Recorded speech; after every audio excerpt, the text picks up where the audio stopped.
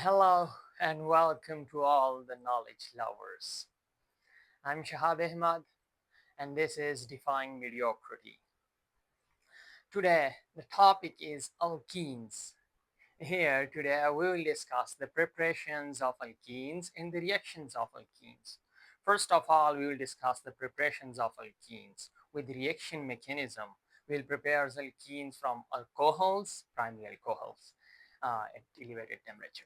And then we will discuss the preparation of alkenes from alkyl halides. And then we will go forward and discuss the reactions of alkenes because of the presence of the double bond, because of the presence of the pi bond. This is a very reactive center. So we will discuss the reactions of alkenes like halogenation. We'll add halogens to the double bond. We will discuss ozonolysis, the splitting of the double bond by ozone. And we will see that both these reactions are used as a test.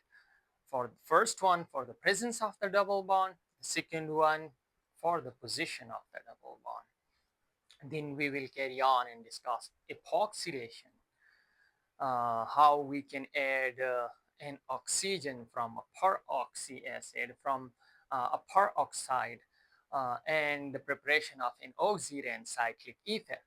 Then we will discuss hydrohalogenation, then hydration, and then hydrogenation. So these are few reactions. We'll discuss them each one with its reaction mechanism so that it may stick to you forever. So I hope we all enjoy this, me delivering it and you watching it. So I will try to make it as creative and as simple as possible. So let's do it. So now let's come to the preparations of alkenes. Number one, the first reaction, first preparation is from primary alcohol. What will we take as a substrate?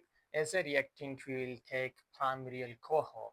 We will use H2SO4 as a catalyst, and the temperature must remain high at 170 degrees Celsius. It is necessary because if it was 140 degrees Celsius, we won't have this product.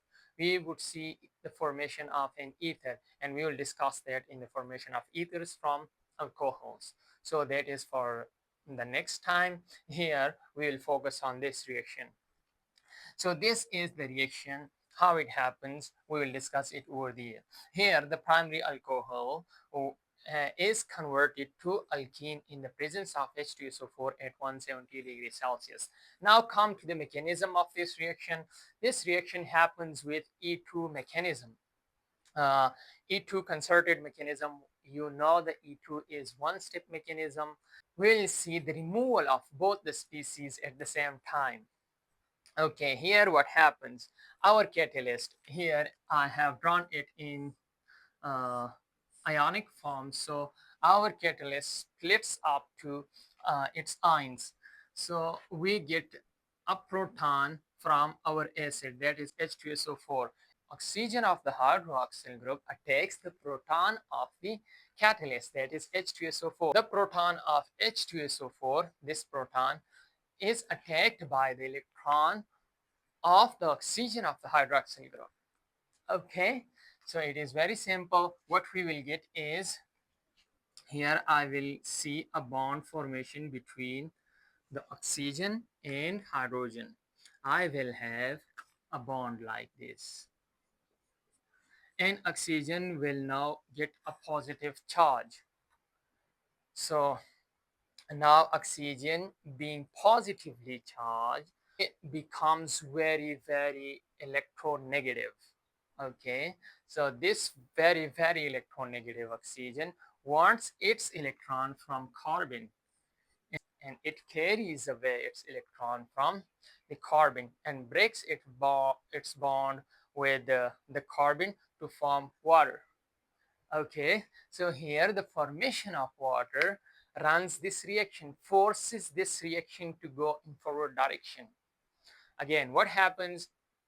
The H2SO4 splits into a proton and the bisulfite ion. The proton is attacked by the lone pair of the oxygen of the hydroxyl group. Okay, so that forms an ion with oxygen carrying positive charge. So this oxygen carrying positive charge becomes very electronegative and takes its electron from the carbon to which it is attached. Here, at the same time, the bisulfate ion HSO4 minus attacks the proton on the carbon near to our hydroxyl group. Okay, here the bond formation with the proton is abstracted from the carbon near to the carbon attached to hydroxyl group. So of we have elimination occurring at the consecutive carbons. We have elimination occurring at the consecutive carbon. From one carbon, the hydroxyl group is being removed, and from the carbon near to that, consecutive to that, we are seeing the removal of a proton. So what will happen from here? The electrons are dragged out by the oxygen. So we will get a positive charge over here on this carbon atom. From here, the proton is being removed. So the electrons are left on this carbon atom. And we will see the formation of a bond between these two carbon atoms, consecutive carbon atom, one carrying positive and the other carrying negative charge. So we will see the formation of our product, that is alkene.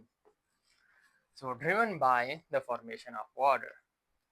Okay, so this was the whole reaction mechanism for this reaction. Now, the second method of preparations of alkenes, it is from alkyl halide. What we need, our reactants must be alkyl halides. They will react with KOH in alcoholic medium, and the temperature must be around 60 degrees Celsius to get the desired product. So what is the reaction? The reaction is the conversion of alkyl halides in the presence of alcoholic KOH at 60 degrees Celsius into alkenes. How does the reaction happen? This reaction happens via E2 mechanism, a concerted one-step reaction. So first of all, in the presence of alcoholic KOH, we see the formation of an ion like ethoxide ion. Here, the ethoxide ion acts as a strong base. It is not acting as a nucleophile because it is bulky. It cannot penetrate into our carbon. So it increases the chances of the reaction we are aiming for, that is elimination. It will remove a proton easily than attaching at a carbon center, like it could also do substitution because it could take out the bromine and take its place. But here it is acting as a base and abstract proton from beta carbon. Okay, so what happens is we have the removal of a beta proton. Okay, and at the same time, when this proton is being removed, it increases the electron density at this carbon. So we will see a negative charge appearing on this carbon atom because the electrons are being pushed at the carbon. Here we will see the abstraction of a proton. So as the electron density increases, this carbon starts forming a pi bond with this carbon atom, and it pushes out the bromine uh, into the medium as bromide. Okay, so we will see what the breaking of this bond over here, it will become weaker and weaker, and the formation of this bond, this will become stronger and stronger with the passage of time, and as a result we will see the abstraction of this proton and the formation of carbon carbon double bond is our alkene. So this was the whole mechanism of, it was not that much problematic. We will see this as a bromide ion out of the carbon.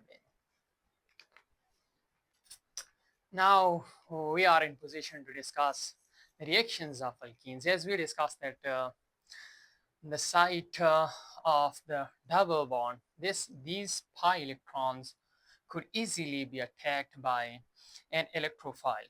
It can easily attach over here. So we will see addition reactions mostly. Okay, we will discuss different kinds of addition reactions to this double bond. Now, the first one is halogenation, and as an example, we are discussing bromination. So, look at over here. What are the reagents required? Reagents for our reaction? We need alkenes, as we're here, and we need halogens. And in the difference in medium can cause the difference in the product. Here we are using a non-polar medium like CCl4. Then in the second case, you will use water and see what happens. But here we are using CCl4. So what happens, this is the reaction, how it happens, will be discussed over here. But here, look at the reaction. The alkene in the presence of, when we add bromine to it, in the presence of CCl4 in a non-polar medium, is converted into vicinal dibromide. Okay, we add bromine into our alkene in the presence of CCl4 and we got vicinal dibromide. We got addition at both sides of the double bond, here to this carbon and to this carbon. In anti to here it does not matter, but we will see an anti-addition of bromide at both sides of the double bond. Here is another thing I wanted to discuss, that the stability of its product. So bromides and chlorides are a bit stable, uh, but at elevated temperature it is not stable. But iodide is not stable even at room temperature because of the repulsion of the bulky groups at the consecutive carbon atoms. We see instability in these kinds of products, in these kinds of compounds. So now we will go to the reaction mechanism. We will see the cyclic bromonium ion in this case, and that uh, as an intermediate. But that cyclobromonium ion is very unstable because of the angle strength, and we will see the addition of another bromide in the case of the medium as CCl4. But if we change the medium from CCl4 into water, we will see the difference in the product in that case. So what happens? First of all, the polarization of the bromine molecule. Here, the bromine bond is being polarized by the electrons density over here at the double bond. So it pushes the electron of the bromine molecule to one of the bromine atom. Okay, so one of them become electropositive and the other becomes electronegative. So here in there happens an increase in interaction between the electropositive bromine atom and one of the carbon atoms that contains greater electron density, means one of it uh, enriches itself with the electrons of the double bond. So we see an interaction and we see the formation of a bond. So this bond split, the double bond converts into a single bond with the bromine atom. Okay, so the bromine splits and we see the formation of carbocation. Okay, the bromine splits over here. We see bromide negative charge and a bromine atom attaches to one of our carbon atoms that contain greater electron density. So we see the formation of a bond between carbon atom and a bromine atom and a bromide ion present in our medium. Now this carbocation, these electrons as present in as a lone pair on the bromine atom, these electrons are donated into the vacant orbital of the carbocation and we see a cyclic ion. Okay, the bromine now bears positive charge because it has given its electron to the carbocation. Okay, now, this is called cyclic bromonium ion and it is very unstable because of the angle strain. So what happens is this bromide ion attacks from the rear end of this cycle. Okay, and what happens is the shift in these electrons are shifted toward the bromine and the bromine takes back its electrons as a lone pair and we will see the formation of vicinal dihalide as we can see. So this becomes H, and here the Br attaches. So Br and H, and we will see that Br taking back its electrons, and this is our vicinal dibromide is over here in our product of the reaction. So this was the whole reaction mechanism for this reaction. Hope it was easy and understandable. Now, as discussed earlier, if we change the medium from CCl4 into water, now we use water as our medium. What happens is the product changes. The first step of the reaction remains almost the same. After the formation of cyclic bromonium ion, we see the addition of the anti-addition of water to the cyclic bromonium ion from the other side. Instead of bromide ion, instead of addition of bromide ion in the previous case, now in this case we will see the addition of water to our cyclic bromonium ion, okay, from the other side of the cycle. Okay, here we will see the addition of water, and as the water adds up, we will see the shift of those electrons over there on bromine, and we will see the formation of halohydrin. Okay. So how does it happen? It happens like this. We see HH and Br, and here we see. So then the proton is abstracted by the Br negative, and we see the formation of halohydrin. Halohydrin, a compound containing both the hydroxyl group and the Br. So this is called halohydrin, means it contains both halogen and hydroxyl group. So this is also used as a test to check the unsaturation in our compound. If unsaturation is present in our compound, we will see the decoloration of the bromine. It is called bromine water test. So this is also used for the detection of the double or triple bond. So this was all about it. Hope it was easy and understandable. First reaction, we saw our alkene reacting with bromine like halogen, and seeing that if there is a double triple bond present or not, we used as a test. We used it as a test, like we called it bromine water test, and see if there is the presence of unsaturation or not, if unsaturation is present or not. Here in this case, what we are seeing is the position of the double triple bond, the position of the unsaturation. So in this case, we are seeing ozonolysis. Ozone will split our molecule at the site of double triple bond. Okay, so as in the previous reactions we did, first of all, we will look at our reagents. We use alkene in this case and O3, and we can use different medium. First case, we can use zinc in water or peroxide, okay, hydrogen peroxide. So how does the reaction happen? There are two kinds of reactions. In the first case, if we take zinc and water as our medium, we will see the conversion of alkene into aldehyde. Okay, but if we take peroxide, hydrogen peroxide, instead of zinc and water, we use hydrogen peroxide, we will see the conversion of alkene into acid. So this is more oxidative, and this is a less oxidative product. We will see that with the help of reaction mechanism, but here we learned that alkene could be converted into uh, carboxylic acid or aldehyde ketones, or in the presence of ozone, and that ozone splits the molecule at the site of the double triple bond. So we must remember these things before going forward. So for what happens in the first step, the ozone adds up at the site of the double bond and form carbonyl compound.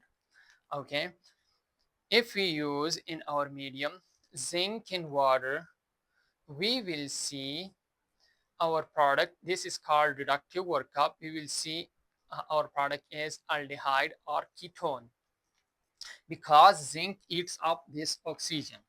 Now, in oxidative workup, we do not need zinc, etc. Okay, what happens is the H2O2, the peroxide, oxidizes this small ozonide and converts it into acids. Okay, so what were the step? Formation of molozonide. From molozonide, ozonide, and ozonide could be converted into two kinds of product.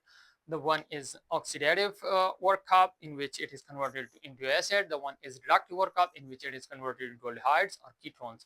So the difference in groups over here can differ our products over here. So here in this case, as we are seeing hydrogen to the both sides of or compound, we can see different groups attached to our compound. Depending upon the initial reactants, we can see different products like we could see ketones, etc. over here.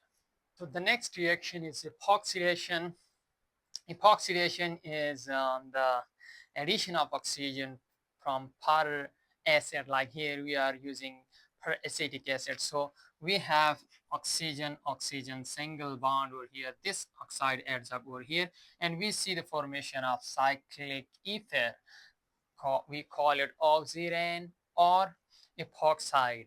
And this reaction happens in the presence of peracetic acid in the lab, but for industrial preparation of oxygen, we use silver oxide as our uh, as a catalyst for this reaction, and we add up oxygen to this double bond and form oxygen in the presence of a catalyst in industry. But in lab, we use acetic acid or different organic acid like this in our setup. So this was all about epoxidation. Now the hydrohalogenation, the addition of hydrogen halide to our alkene. Here in this case, we will learn some organic chemistry, some rules of organic chemistry. What is the behavior of the organic compounds regarding its reactions. So in this case, the hydrogen halide is an unsymmetric molecule because it contains two parts. One is negative part, that is the halogen, and the one is the positive part, that is the proton. So if we had an unsymmetric alkene, like in this case, the alkenes, the one side of the double bond contains two hydrogens, but the other side of the alkane contains one hydrogen and one methyl group. So what will happen? To which side will the halide part attach, and to which side will the proton attach? So for this, we have a rule called Markovnikov's rule. The Markovnikov tells us if an unsymmetric reagent is added to an unsymmetric alkene, what will happen is that the positive part of the molecule, that is the reagent, will attach itself to the side that contains greater number of hydrogen atoms. Again, the positive side of the reacting species, that is the reagent, that is the molecule, like in this case we are adding HBr, so the proton of the HBr will add up to the side that contains greater to the side in alkene, like here in this case, that contains greater number of hydrogen atoms. So in on the one side of our double bond, we have two hydrogen atoms. On the other side, we have one hydrogen atom. So the side that contains greater number of hydrogen atoms, that is this side, will now take the proton, the positive side of the reagent. That is, this proton will add up over here. So as I have drawn two product for this reaction. So in the first case, I added up the proton reverse of Markovnikov's, like anti-Markovnikovly. I added up the proton to which contained lesser number of hydrogen atoms. So I got a minor, like this will not happen. This will not, we will not get this product in majority. We will get this product in majority. And why does this happen? Let's understand this with the help of our reaction mechanism. So what happens is, first of all, this center contains greater electron density. So this electron density attacks the proton of this acid, like the HBr in this case. The proton is under attack of the electron. So the proton attacks the electron. So there are two possibilities for the proton to attach itself to. If it attaches over here, okay, we will get a carbocation of 2 degree, a 2 degree carbocation. Okay, so now this carbocation is being stabilized by the methyl groups attached to it. Here we will see hyperconjugation of these carbon atoms with this carbocation and stabilize this carbocation through hyperconjugation. These protons, these hydrogens are stabilizing this carbocation by hyperconjugation, by donating their electron to this carbocation. Okay, how many alpha hydrogens are we seeing? Here we are seeing 3 alpha hydrogen from this carbon and 3 alpha hydrogen from this carbon. So contribution of 6 alpha hydrogens in total to this carbocation of 2 degree. But let's suppose we had the addition of the hydrogen by anti-Markovnikov, not attaching to the carbon to the side of the double bond that contains greater number of hydrogen atoms. It was attached to the other side that contained lesser number of hydrogen atoms. So let's suppose our hydrogen, our proton attaches over here. We will see the formation of carbocation of 1 degree and just 2 alpha hydrogens.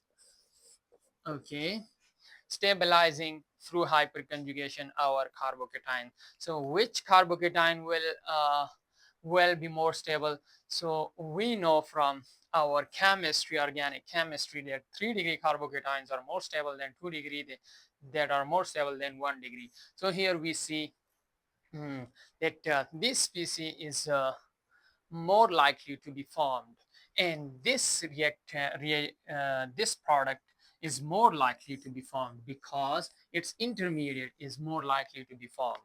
So what we will see in the first step is the formation of carbocation, and the stability of carbocation will define the pathway of this reaction. So here 2 degree carbocations are more stable. That's why Markovnikov is telling us that the positive side of the reagent will attach itself to the site of the double bond that contains greater number of hydrogen atoms, because that give us a very stable carbocation, that give us a very stable carbocation, as in this case. So now we understand the chemistry of this. Now what is the next step? The next step is the first step, and that is the addition of the halogen. And the addition of the halogen can happen from both the sides, and we will see addition of halogen to the carbocation, and we will see, as in this case, haloalkane formation. Like here we have a 2 bromo propane. Okay, so this was all about it. Now if you have a firm grip on reaction mechanism, tell me which one of these is the product of this reaction, A, B, or C. Now we will discuss this with our reaction mechanism. The product over here is this one, B. And why this B is our product? So we can understand this with the help of reaction mechanism. Now what happens in the first step is the positive side of the reagent is attacked by the double bond. So this positive proton is attacked by this double bond. we will see, as according to Markovnikov's, that the proton will attach itself to the carbon that contains greater number of hydrogen atom. And why does this happen? Now we will see this with the help of this reaction mechanism. So CH2, in this case I have CH. Okay, let me rewrite the molecule. Now here are two possibilities. In the first case, I could have the hydrogen attached over here and a positive charge over here. This will give me carbocation of 2 degree. Okay. If I were to attach the hydrogen over here and positive charge over here, what would it give me? It would have given me like hydrogen over here and positive charge over here, a carbocation of 1 degree. So from organic chemistry, we know that carbocation of 3 degree are more stable than carbocation of 1 degree are more stable than carbocation. Uh, carbocation of 3 degree are more stable than carbocation of 2 degree are more stable than carbocation of 1 degree. So here we see that carbocation of 1 degree is formed. So this will not be favored. What is favored is the formation of 2 degree carbocation. And here we will see it like this. Now from here onward, we know that if there is the possibility of more stability, the reagent will go toward it. Here is the possibility of more stability. The carbocation of 2 degree could be converted to the carbocation of 3 degree. How? By shifting this hydride to this carbocation. Okay, if I shift this hydrogen to this carbocation, I will see the carbocation of 3 degree. This carbocation would now be attached to 3 methyl groups, like 3 alkyl groups, 1, 2, and 3. Okay, so now what we will see is the shift in hydride, and we will see a CH3, CH2, and C positive, CH3, CH3. The hydride shifted from this carbon atom to convert our 2 degree carbocation into 3 degree carbocation. And why are 3 degree carbocation more stable? Because of greater number of alpha hydrogen atoms. So these are in hyperconjugation with this carbocation, making it more stable. So the bromide ion could now easily attack this site and attach itself over here. The hydration of alkenes now. This follows the same reaction mechanism as we discussed in the hydrohalogenation. There are two parts of our molecule or reagent now. OH is a negative and H is a positive. So positive side will add itself to the side that contains greater number of hydrogen atom, as we discussed that in the previous reaction in detail, how the stability of carbocation drives our reaction.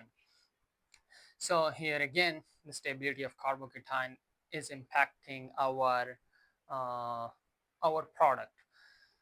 Again, Markovnikov's is applied over here. Here we are seeing the reagent is so water, our alkene water at elevated temperature, and we will use H2SO4 as our medium. Why H2SO4? This reaction must be catalyzed by an acid like sulfuric acid or phosphoric acid. Okay, and happens at elevated temperature. Okay, so what happens is let's come to the reaction mechanism. We get a proton from the acid to catalyze this reaction, and the proton is under attack from the electrons of the double bond, and we see the formation of carbocation as we saw in the previous case in hydrohalogenation. And this carbocation is then further attacked by the nucleophile like water, and we see the addition of water to our this carbocation, and then a proton is abstracted from the water. Okay, here by HSO4 minus, and we see the formation of alcohol as in this case. So these two is driven by the stability of carbocation. You must remember that Markovnikov's rule, the stability of carbocation. These all must be remembered in this case too. Last reaction to discuss for today is the hydrogenation.